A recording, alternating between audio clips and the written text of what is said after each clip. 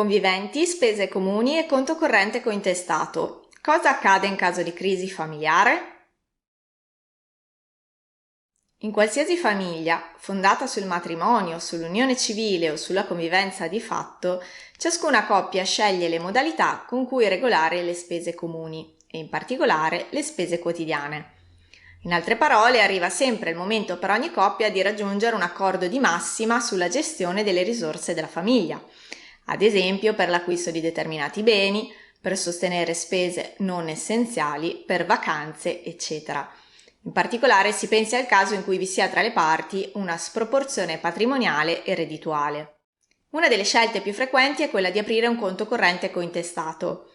Le spese sostenute nel corso del rapporto di convivenza, anche grazie ai versamenti di denaro sul conto corrente cointestato, sono evidentemente fatte nell'interesse della famiglia, ragion per cui, dal punto di vista giuridico, si parla di obbligazioni naturali, per indicare che le spese vengono fatte spontaneamente da un partner o insieme proprio per la vita in comune nell'interesse della famiglia. Configurare le spese familiari come obbligazioni naturali significa allora che il partner che le ha sostenute non può domandare rimborsi in caso di crisi familiare, proprio perché non si tratta di un credito ordinario.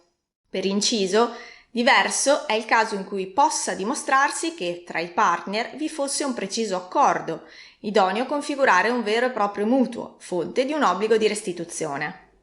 Restituzione che frequentemente non viene pretesa fino alla rottura del legame affettivo tra le parti.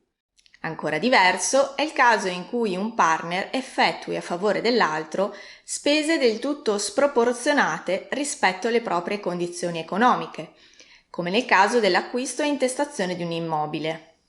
In questo caso potrebbe porsi un problema di arricchimento ingiustificato, per cui il partner potrebbe domandare al giudice un equo indennizzo.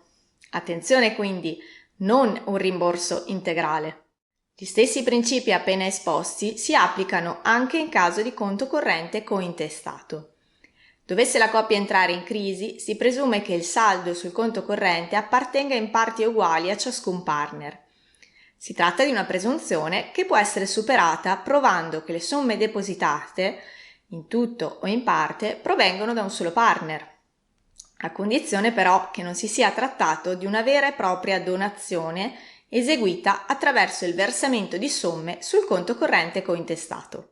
Se questi temi vi interessano, iscrivetevi al nostro canale, abbiamo un'intera sezione dedicata al diritto di famiglia. Per maggiori informazioni visitate il nostro sito e seguiteci sui social media.